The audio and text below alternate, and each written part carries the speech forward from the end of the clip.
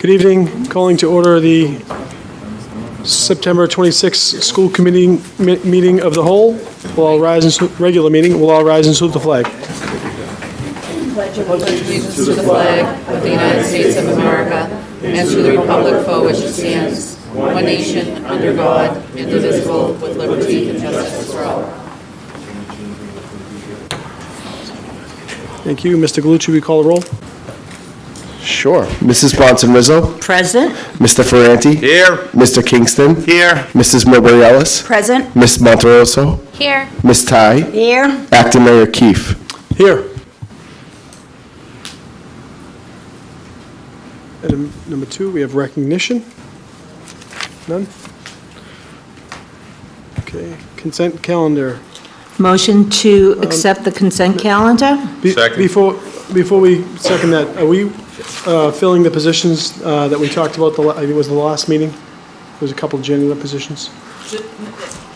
Right before this one? When I Correct, said- I'm sorry, yeah, during the, yeah. I don't know.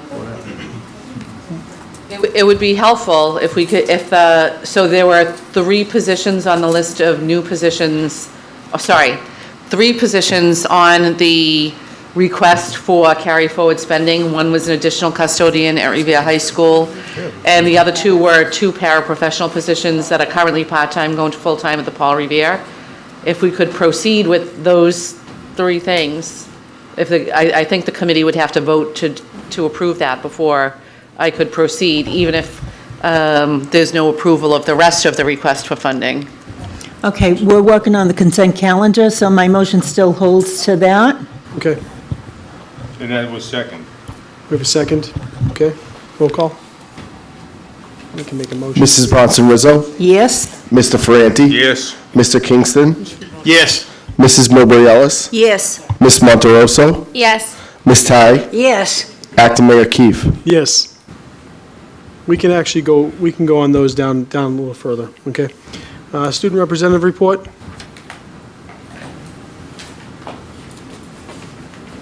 I have it up and ready to go, and you can just give me one of these when you want me to scroll.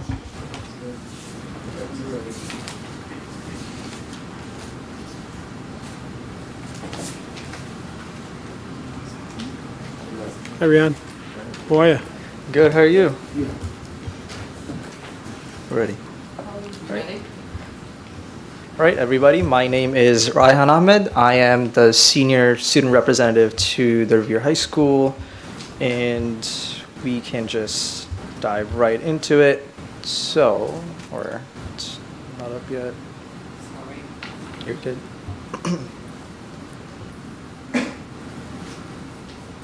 Right, next slide, please. So we just wanted to start off with the Student Senate updates. Again, on the 3rd floor, we have a brand new bulletin board dedicated for Student Senate. Students who are interested in joining Student Senate can sign up with one of the QR codes linked there. And we will also post more information about each of the committees and what they're working on in Student Senate over there. And also on the 3rd floor, thanks to IRTA and also many of our Student Senate members, we have a few murals. I guess Dr. Kelly coined it as the dot hallway, so it's right across from that. We hope to add more murals and also collaborate with other class officers and elected people so to bring in more beautification projects across the school. So moving on, so we, over the summer, the Student Senate has actually started our own newspaper, or I guess journal. So it's called the Student Senate Star, and this is in collaboration with the Revere Journal. And it's basically a way for all high school students to practice their writing skills and also to elevate their voices.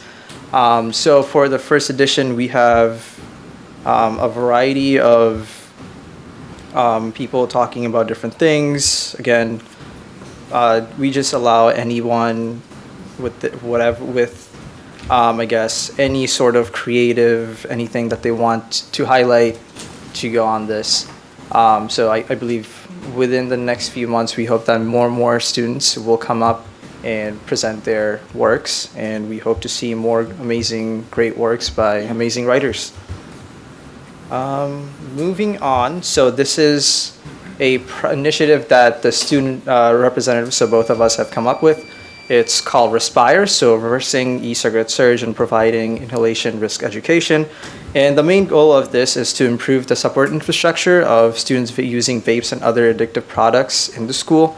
And our current plan is to collaborate with the different organizations that the school already works with to kind of understand what the interventions that are in place. And we also kind of want to know what how effective these programs have been and understand why there have been a continued increase in the number of users in the school. And alongside that, we also want to collaborate with other schools to see what they're doing and see if we can use some of their practices to make sure that we can support students here. So moving on. At one of the meetings, we mentioned students had concerns about transportation accessibility, and we reached out to the school committee to kind of get more information on different approaches that we recommended. So I was wondering if there was any recommendations or resources that we can go back and look over based on the recommendations that we have made before, if possible, or we can discuss it. This is something that has come up, and we've actually reached out. We haven't really gotten a great response, but Okay. it is something that is on all of our minds, not just for the students, but also for our residents as a whole, but certainly our student population is most important. Sounds good. Thank you. Can I add to that just a little bit? We did do an analysis of the bus capacity specifically for the high school, which is where the 2-mile limit comes into play. And all of the seats are reserved. So I know that sometimes parents have called us and said, the bus is going by my house and it's half empty. Well, there might be other stops still going. So there are things like that. And we do know that there are some kids who are eligible to ride the bus and sign up for the bus and then don't take the bus. But we can't double book the seats the way that the airlines do, or would be standing here saying, we need 3 people to get off, we need 3 people to get off, so that's kind of where the crunch comes in.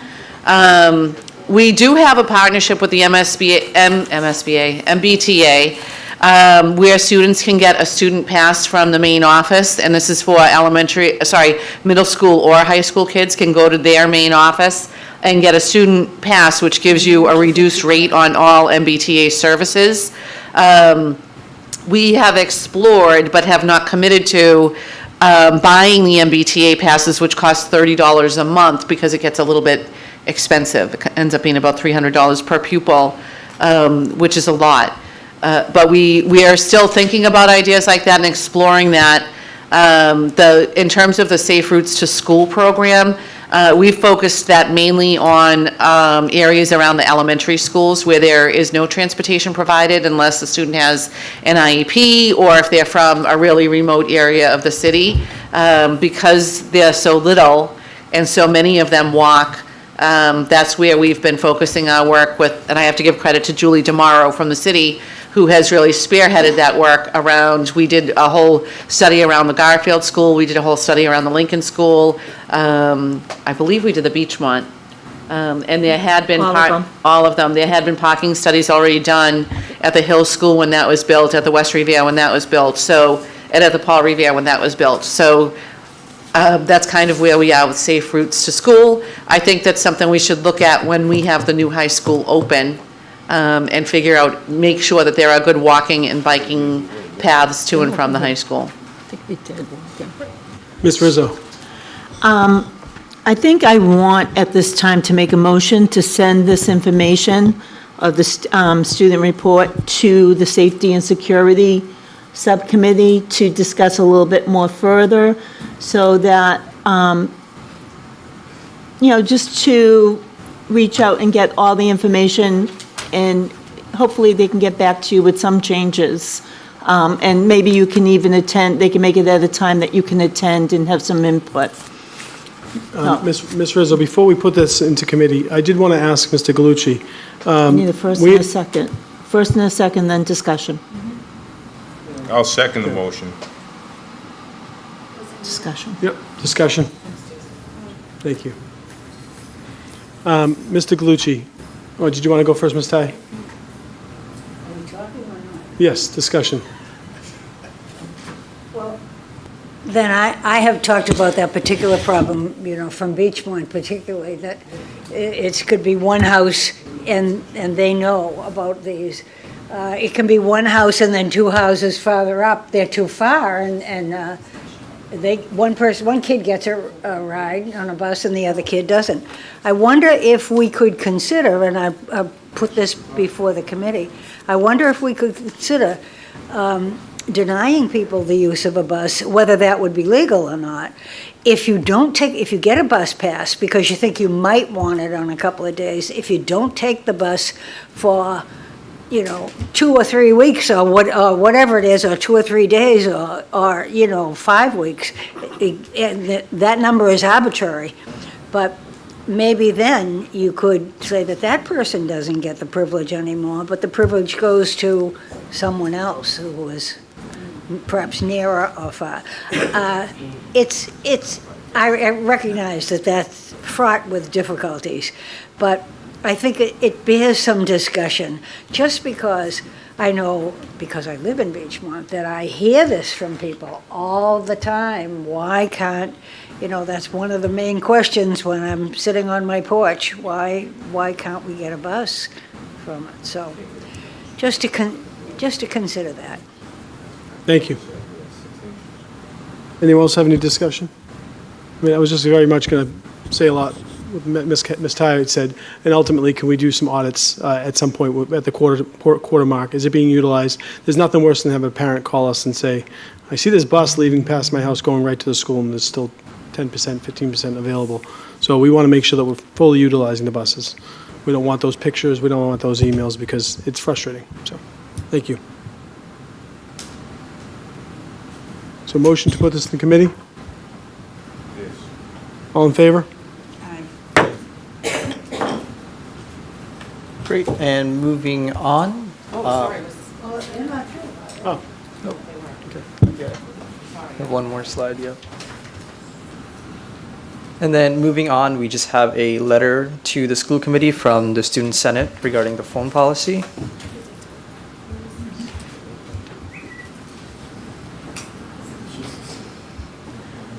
All right. Just introduction, my name is Salsaba Mendoza, and I am the junior representative of the school committee. To the members of the Revere School Committee, we, the Revere High School Student Senate, are writing this open letter to express our sincere concerns regarding the new phone policy that has been recently implemented within the district. While we acknowledge the need for a phone policy, we believe that its development and its execution have left much to be desired, and it is essential that we address these concerns through meaningful dialogue involving students, teachers, and parents. The fundamental purpose of a school policy is to solve problems, streamline operations, and promote a healthy learning environment. However, the new district device policy that has been enforced has generated larger issues than it aimed to solve. We firmly believe that a policy which impacts the daily lives of students should have been formulated with the active involvement of those who are directly affected, the students and the teachers. In conversations with teachers, it became evident that they wanted a policy that would provide support for teachers in making classroom decisions regarding technology use, a policy that would have the administrative back their decisions and provide consequences when students misuse technology. However, this policy falls short of achieving that goal. Instead of regulating technology use, it attempts to act as a band-aid solution by effectively eliminating it. This approach has been inadvertently created challenges for both teachers and students who are effectively using phones for educational purposes. It appears that the decision-making process was also influenced by external pressures, neglecting the valuable inputs from the individuals most affected by this policy. As a result, we have ended up with a policy that seems to be borrowed from an elementary school viewpoint rather than one suitable for high school students. High school students, as they grow academically and personally, have unique needs and responsibilities that require a more nuanced approach to device usage. It is crucial that we acknowledge that cell phones, when employed responsibly within the classroom setting, can be valuable aids to our education. For example, in subjects such as digital photography, technology, cell phones are indispensable tools that nearly every student has access to. Without them, the school would face the financial responsibilities of supplying costly digital cameras when students already have cameras sitting in their pockets. By limiting access to these devices, we are impeding opportunities for our students to hone their skills and explore their creative interests. Moreover, it was irresponsible to impose a blanket policy without ensuring that every student had access to a school-issued device. Not all students have the same resources and times, and many rely on their phones for academic purposes. Phones and other devices also serve as essential safety tools, allowing students to stay in touch with parents and contact individuals outside of school in case of emergencies. Additionally, we want to emphasize that a blanket policy leaves no room for needed specific exceptions. When exceptions are eventually made, it starts to erode the policy, making way for more exceptions to be granted. This could be mitigated if the policy were more specific and comprehensive, addressing different scenarios and needs up front. We strongly believe that the teaching of safe and smart technology use is crucial in preparing students for the outside world. In the modern workforce, cell phones are an integral part of life, and it is our responsibility to educate students on their responsible use. Restricting their use in school does not prepare us for the reality we will face beyond these walls.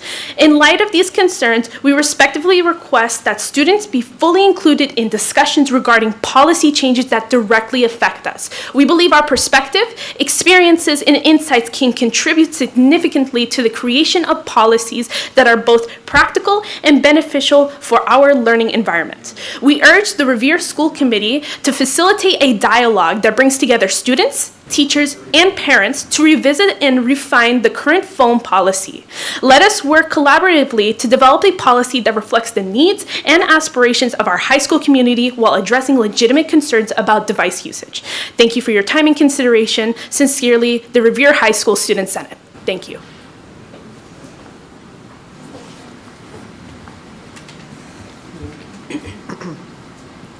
Are there any questions or concerns about anything or comments? Sure. Ms. Monterosso? Thank you so much for that letter that speaks so much truth. I think a few of you were at the community forum that we were able to host last week, and I think it was a great opportunity to get feedback. And just so the public and the Student Senate are aware, I did submit proposed revisions to the policy that I believe take into account the feedback we received to the Policies and Procedures Subcommittee. So I believe, correct me if I'm wrong, the next step is we're waiting for that subcommittee to schedule a meeting to hear revisions. Is that correct? Chair of the subcommittee. Are the next steps for the subcommittee to schedule a meeting to hear the revisions? Yes, like I said at that meeting, and I will say it again tonight, we will have many other meetings so that we can get as much input from everyone, parents included. Do we have a date scheduled for that subcommittee meeting? No, I don't, but as soon as I do, you will all be aware of it. Am I being questioned? Thank you. Any other question?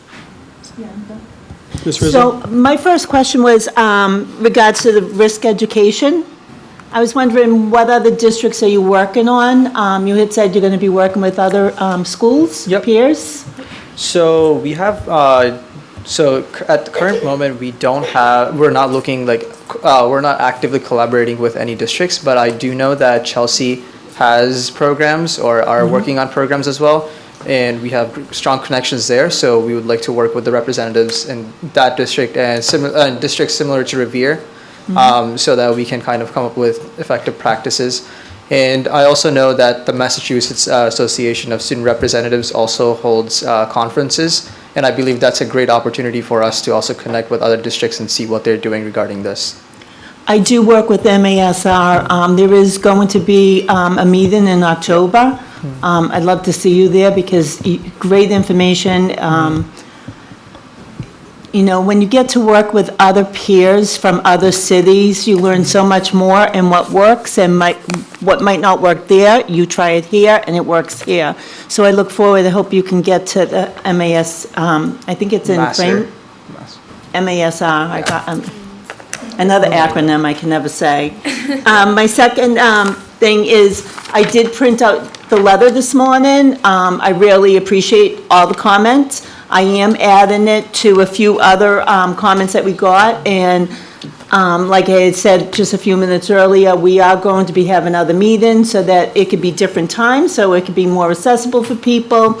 And we also talked about maybe going out where sometimes people can't come to us during certain times, going out and getting that information, whether it's before the girls' soccer game, before the high school football game, just trying to include everyone possible.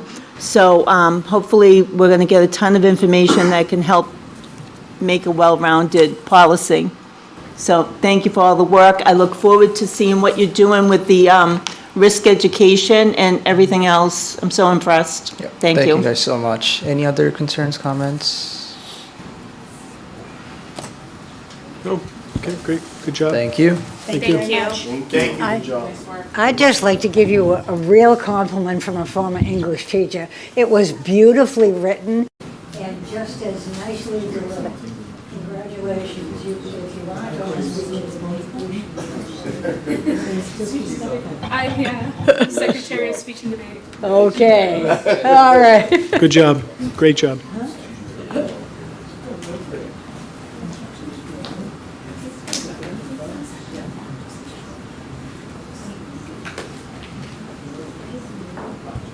Okay, next we have the public speak portion. And this is an opportunity, everyone, if you'd like to speak, you have 3 minutes. Name and address for the record. All right?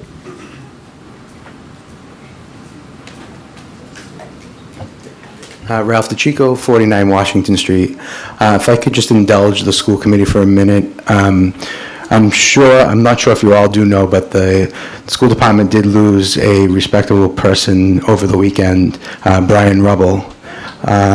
So I would like to see if I could have the indulgence of the school committee to please stand for a moment of silence.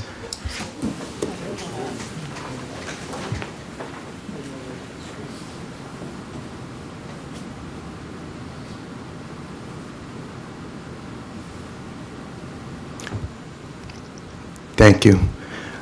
Just a little bit of background. I'm sure somebody could speak more on it. I had the extreme pleasure of knowing Brian for well over 12 years while I was PTO president at the Paul Revere.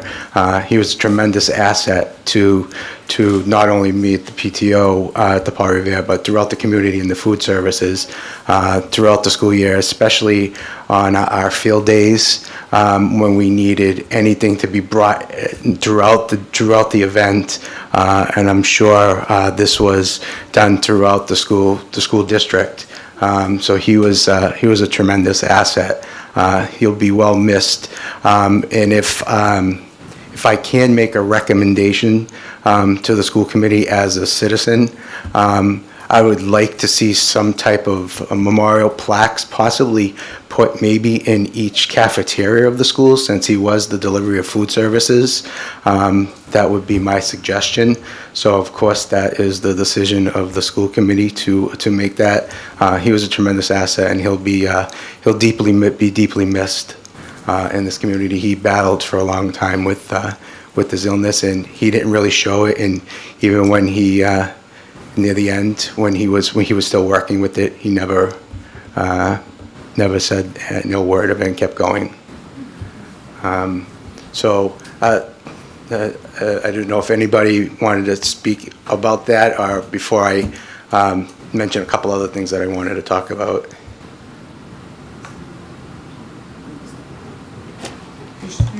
Okay. Lastly, I'm not going to be as eloquent as the Student Senate, but they were great. I'm sure I was at that meeting. A lot of people know my feelings on the cell phone policy. And they made all the valid points, which were great. I understand that it's going to go to committee. My suggestion as a parent, as a member of the community, I believe we put the cart before the horse on this when this was instilled. While it's going to be looked at and reviewed, I'd like to see a moratorium on this policy, because it's affecting our teachers. It's affecting our curriculum right now. So as a suggestion, I'd like to see a moratorium while it can go back to the way it was or something, until we can get it worked out correctly. because right now it's not doing anyone any good. It's causing more harm than good. We have curriculum that's now, that started this year for the use of cell phones for some of the courses, and it cannot be used. So I'd like to see a moratorium on this policy until it can be corrected, and a meeting scheduled as soon as possible for the subcommittee. Thank you. Any other public speak? Hearing and seeing none, I'm going to close that into the, Can I speak on Butchie, or is this not the right time? Mr. Kelly. Ms. Kelly. Talk to Kelly. Dr. Kelly. Just briefly, Ralph, thank you for sharing about Brian. I was completely unaware of that. I'm surprised that I got through the whole day yesterday and today, not knowing that he had passed over the weekend. But we lovingly knew Brian as Butchie in the school department. And he drove the vehicle for the food services department since, I just looked this up quickly while you were speaking, September 3rd, 1974. And I believe he retired maybe 2 years ago, right? So he spent a significant amount of his life in service to the school department, and he started at a time when old buildings like the old McKinley and the old Paul Revere did not have kitchens in them, and we had to make meals for students remotely and then shuttle them to those older buildings, and that's what Butchie spent a lot of his day doing, bringing food back and forth to those buildings, but also delivering supplies generally to all of the schools from the food service department. So I thank you for sharing that information. Certainly, Butchie touched my heart. He was dedicated, hard worker. One of the things that strikes me the most about him was when I first became superintendent, he came to see me because he had reached a point in the contract that very few people achieve. There's a provision in a lot of the school department contracts that say you can only accumulate up to 390 sick days. And after that point, you only earn half of a sick day for each day that you're supposed to get, I guess is the way that I'll frame it. And Butchie was so dedicated to the job, and as you mentioned, sick in the end, but never missed a day's work, that he had come to that point where he basically just had too many sick days and wasn't accumulating them one for one anymore. And we had a long discussion about how unfair that was, and I did not disagree with him. That point is still in the contracts and something that we should maybe look at this year, but it just goes to show the dedication that he had over all of those years, that he was able to accumulate at a rate of only 12 a year. He was up at almost 400 of them by the time he was retiring. So he was definitely a hard worker, a dedicated worker, and definitely an asset to the school department, and we'll miss him a lot. So thank you for sharing. Ms. Milbury Ellis. Sure. I would echo the same sentiments shared by both Dr. Kelly and Mr. DeCicco. I do appreciate you bringing that to the district's attention. I would say that I knew Butchie in a different capacity. He was my parents' direct neighbor, so I had the privilege of hearing tons of stories about his years in the district. He always had, a great wit and a joke or something to make you laugh. And if it wasn't that, I was always seeing him riding his bike, with the full tan or driving the big block white truck around the city. So he was definitely a character that added tremendous value to this city. I know his friends on Bateman Ave will miss him terribly, as will most of us. And so thank you again for bringing that up, Ralph. Thank you. Okay. Ms. Kelly, Dr. Kelly, the superintendent's report. Okay, thank you, Acting Mayor. First item on the superintendent's report is the introduction of our interim principal at the Garfield Middle School, Mr. Thaddeus King. And he's going to come up and say a few words, but just before he does, just for your edification, Thad comes to us with decades of experience in education. He began his teaching career in Irving, Texas, and then found his way to Lowell, Massachusetts, and most recently was in Winchendon. In Winchendon and Lowell, he served as a school-based and district administrator for over 12 years, and his academic background is in middle school science. Very rare person to find. Thad prides himself on being a hands-on leader, designing collaborative teams with a focus on fostering culture and equity and innovation. He earned his bachelor's degree in biology from Austin State University and his master's degree in curriculum and instruction from Fitchburg State University. And I'm incredibly proud and pleased to present to this committee Thad King, and we welcome him to the Revere Public Schools family.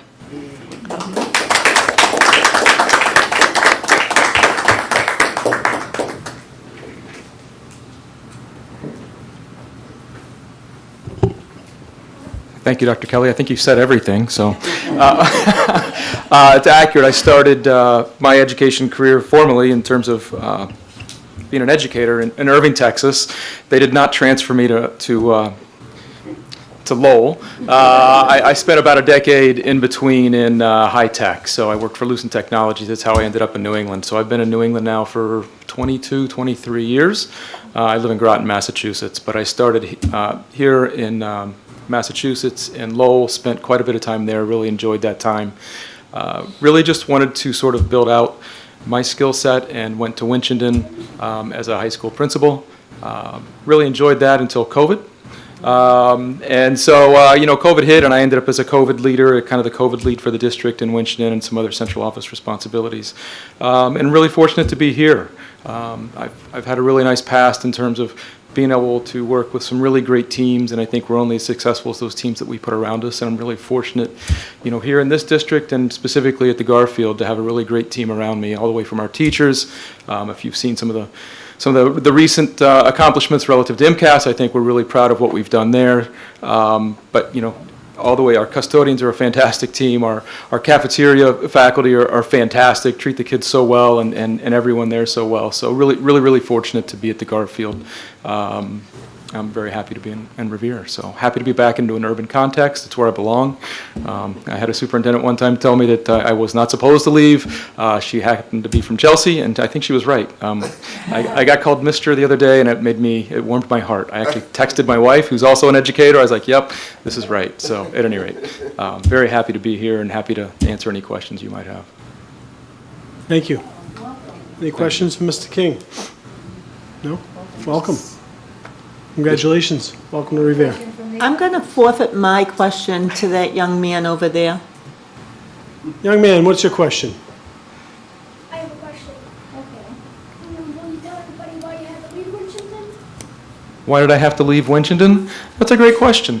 I was in Winchendon most recently as a superintendent, quite frankly. Also spent during that in the last 2.5 years. At that same time, for about 2 of those years, I was also working as the finance manager in that district. And quite frankly, the school committee turned over, and we sort of were no longer philosophically aligned around sort of operations and personnel, and that happens. And we together agreed to separate, and very fortunate, to have made it here to Revere. Great. Well, thank you. You're welcome. Okay. Ms. Rizzo? I'm getting a complex down here. He does not look around. I just want to thank you for coming. I know it's going to be somewhat different, but not much different, and I know you're going to be adding a lot to Garfield Middle School with great people there, like I said earlier, and just, you have some great school committee members over in Groton also, so I'm sure they'll you're from Winchendon in Lowell, but I've been I'm around. glad to have you on board. Thank you. Thank you very much. Mr. Mayor, Ms. Ty? could I say, Mr. King, as a, long-term resident of Revere, well, actually, I was born here, but, so that my experience is completely different from yours. But I think that you'll find that Revere is a really welcoming city. And you seem to have just the great personality to fit in at the Garfield. I did my first day of student teaching at the Garfield too, so I'm partial to it.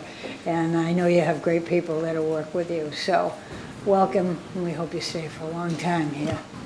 Thank you. Better than anything. How you were just lucky to get out of Texas. Thank you, Ms. Ty. He's got one more. Right, He's got one question. Sure you didn't resign from Winchendon? I'm certain. Sure. okay, We have the Carol. interim, okay, thank you, Mr. King, thank you.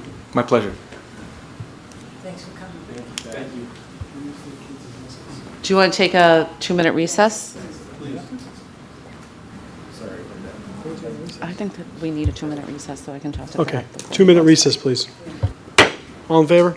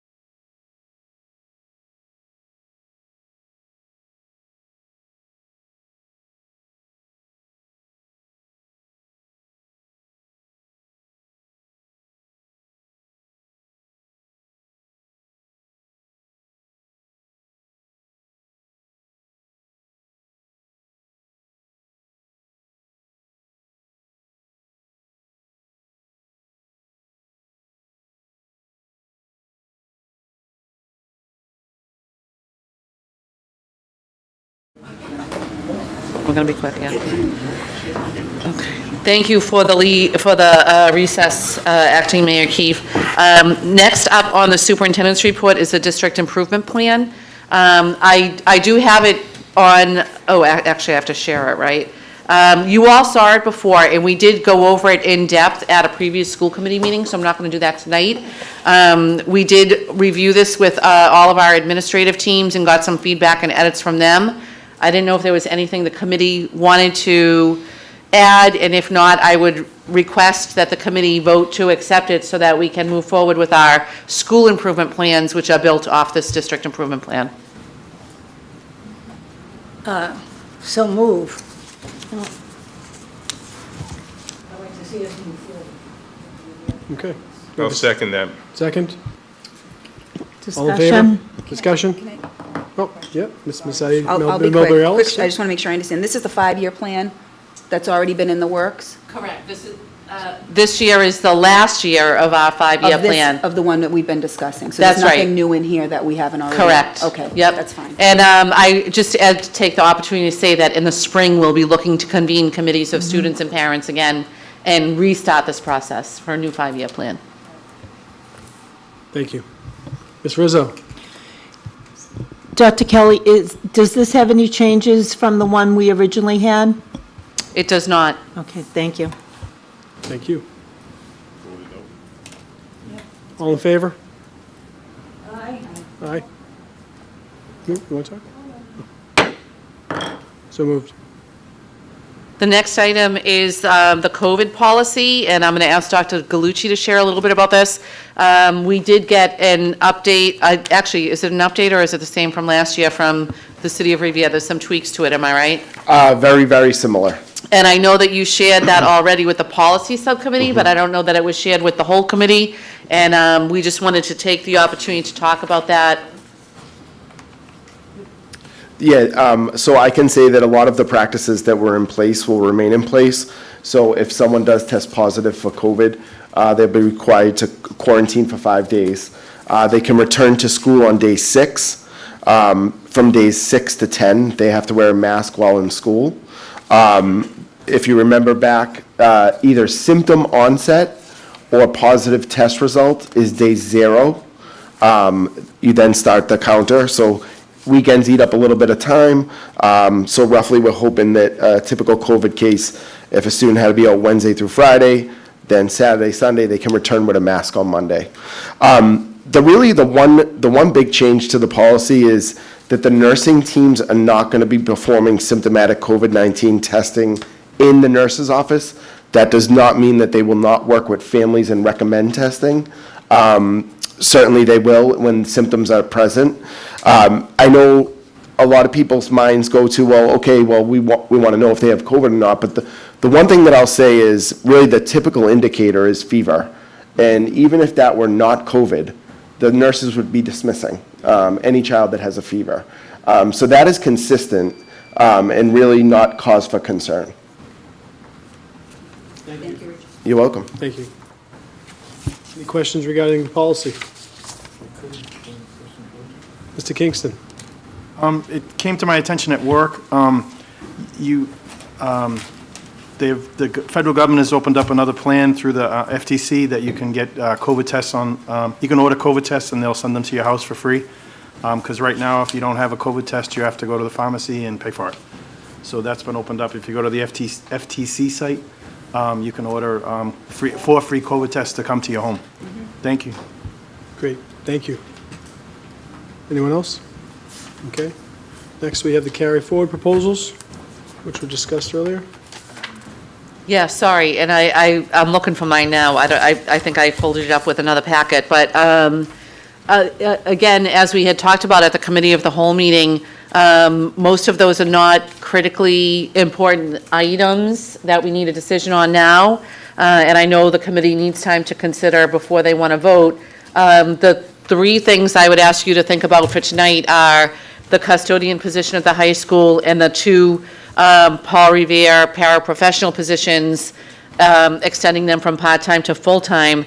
And that's, the custodian position is because we're at a point where there are so many bodies in this building now that we need another person to help just manage cleanup and restrooms and all of that.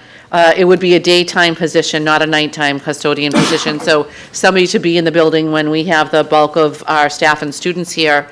And then the Paul Revere paraprofessional position is Mr. Coyle feels that extending 2 of his part-time positions to full-time will enable him to give some support in the upper elementary classrooms, 3rd and 4th grade, where they are already at or pushing 30 students. And he has a plan for how he's going to organize all of that.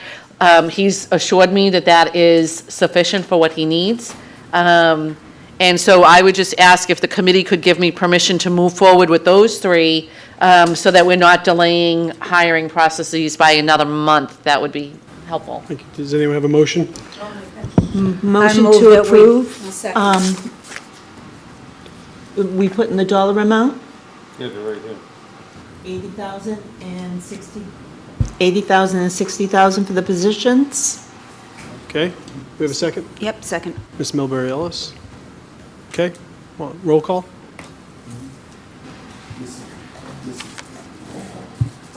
Mrs. Bronson Rizzo, Yes? Mr. Ferranti, Yes. Mr. Kingston, Yes. Mrs. Milbury Ellis, Yes. Ms. Monterosso, Yes. Ms. Ty, Yes, Acting Mayor Keefe. Yes.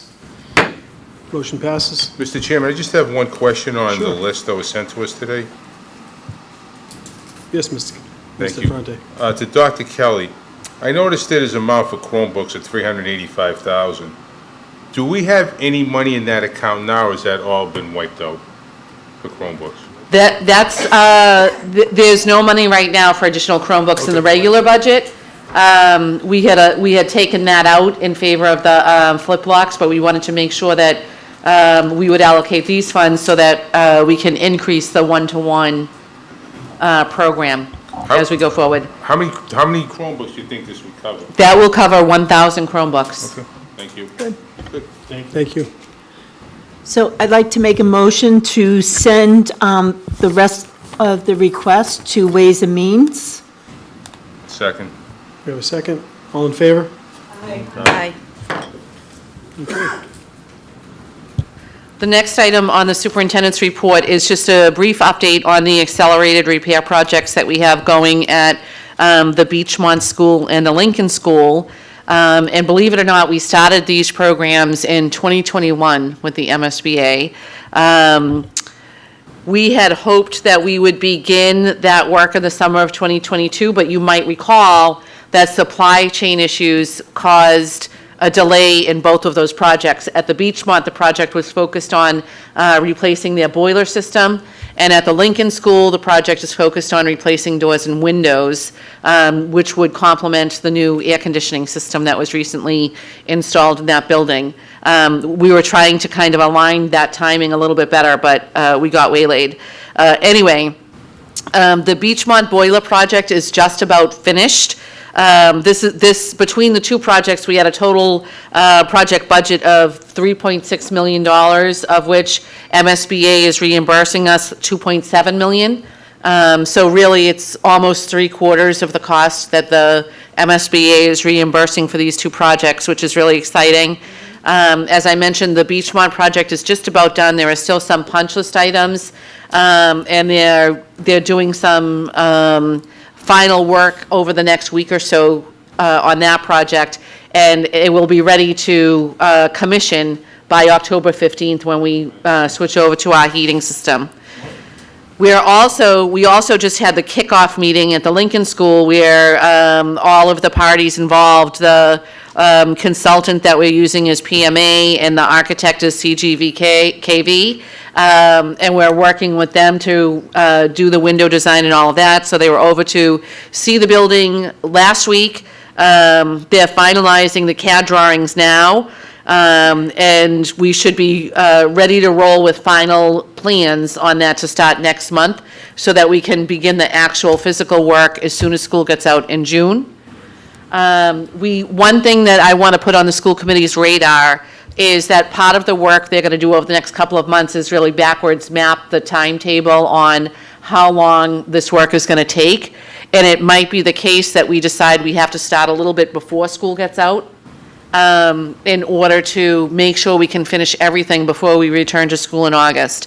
If that's the case, we would look at taking certain areas of the building, and because there is asbestos involved in the abatement of these existing windows, we would shut down a portion of the window if we have to a portion of the school. If we have to do this, if we have to come back early, that's what we would be looking to do, and we would work that out. We'll know that well in advance. But we'll see what the timeline looks like as they finalize these details over the next month or two. I just wanted to put that on the committee's radar in case that comes up in the next few months. A question, Mr. Chairman? Mr. Ferrante? Dr. Kelly, do we really, and I know it's hard to go forward, projecting having problems getting the parts with windows and doors? They feel like we're in good shape now. This is why we took an extra year to start the project. They still went ahead, and what was happening is when we were trying to get the project off the ground for last year, the lead times on the materials were running like 9 months. And so we weren't sure that we would get them in by June to start the project on time last year. And so by putting it off for a year, we were able to order everything in time to still have that lead time. All right, and my other question is, there will be no summer school there, right? Correct. That building will be closed for the summer. Thank you. Thank you. Any other questions? Okay. The very last item on the superintendent's report, and this is just a quick one. After you voted to support the Paul Revere Innovation School's election to work agreement at your last meeting, they discovered a typo that said the last day of school was going to be June 17th, and it was supposed to be June 14th, like the rest of the schools in the district. So Mr. Coyle just asked that I clarify that for you. He's reviewing it with the governing board and taking care of the paperwork with the state to make sure that that's all tight. And I told him I thought that you'd all be fine with it. It was just a typo. We don't have to vote on that, do we? No. Okay. Thank you. And that concludes the superintendent's report. Okay, the next item is hearings. We do not have any. And then subcommittee reports. Do we have any subcommittee? Mrs. Rizzo. Hi, I'm new here. Just wanted to bring up a few different things. We talked about the KGA Relations for Booster Association at the last meeting. Unfortunately, it was not in your packet, so we'll be working on that also because some people had some questions about the council's recommendation. So I will ask if perhaps Dr. Galucci could get us something written from council so that we can make sure that we're crossing all our Ts, dotting our Is properly. Absolutely. Thank you. And I've had a parent who has gone to other districts. I've received at least 5 emails from her at this point about the policy for federal and state grants and how they're controlled. And she keeps telling us we're not in compliance with federal and state law. I did send it out to see if there's any kind of wordage that we should be adding to protect ourselves. I'm taking it with a grain of salt because I know what she has done in other districts, and I think she's been going through everyone's policies, looking at one certain policy, but if we're not in compliance, we need to correct it. So I want to make sure that's taken care of sooner rather than later. And Can I ask a question on that? Can I, sorry. Sure. On that matter, does MASC have any advice for us on that, or do you want us to send that also to council to look at? Well, we do have, for MASC, there's a policy that aligns with it. It's very general. And so I asked council at MASC if there should be anything else added to it. I thought we'd save our dimes and, Always like saving trying dimes. to be budget-friendly. So we're good? We think so. But I'm going to bring this up to the subcommittee and make sure everyone's aware of it. And then the cell phone policy, like I had said earlier, we're trying to put together a survey. We're going out to games and school events just to get more input from the community. And any other committee members that want to submit something, please do to the policy subcommittee so that we can have all the information possible. And we will continue to revisit this policy as the input comes in. Like all our policies, they're living documents. They're always changed according to whether state law or whether demographics or anything, they can be changed. Not saying they are, but we're working on everything. And then trying to put together a school committee handbook. I've been trying to draft it for the past few months because a lot of times people have questions on how do we do meetings, information requests, communications. So I will be sending it out to everyone, and perhaps we can have a committee of the whole meeting. People can look it over, see what might need to be edited, what might be added, and hopefully we'll have time to get something in place for our new school committee members that will be joining in January. We could have 6, we can have 3 new members, so at least there'll be some guidelines for them. I mean, everyone should be familiar with our policies, and all our school committee policies are in there, but this will be probably a little neater package for everyone to refer to online or paper if that's what people want. So I think that's all I have to say. I've said plenty. Thank you, Ms. Rizzo. You're welcome. Any other subcommittees? Oh, can I add one thing? Sure. To Dr. Kelly, if, you know, a lot of the few teachers that were at the meeting the other day, and like the students brought up this evening, some classes like to have certain curriculum that might need devices.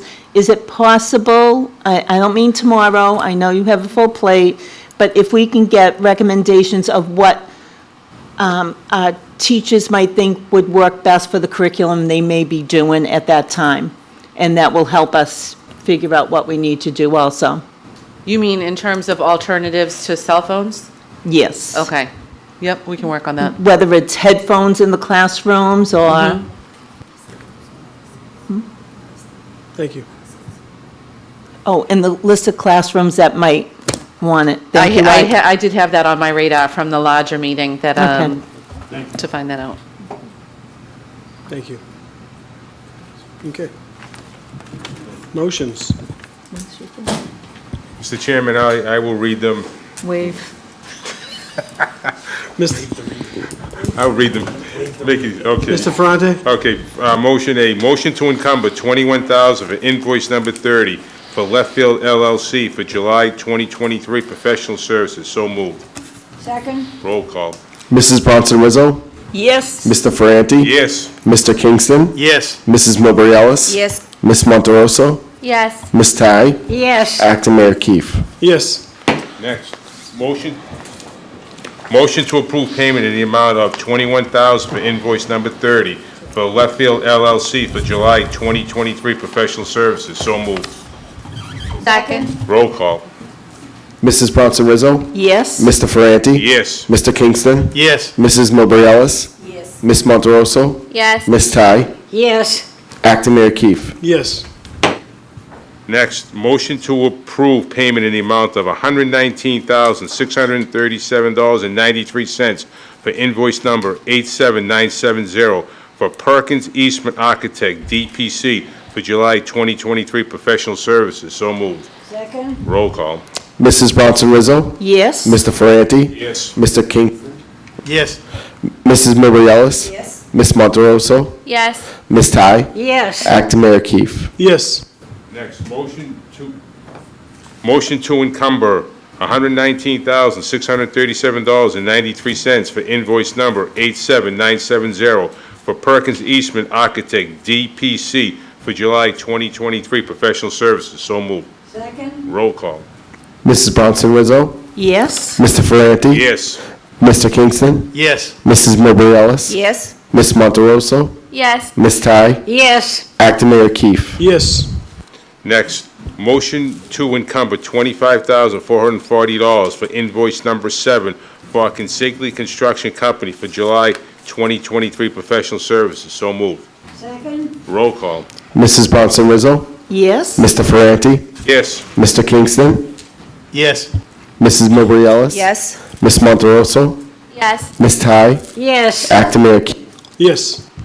Motion to approve payment in the amount of $25,440 for invoice number 7 for Consigli Construction Company for July 2023 professional services. So moved.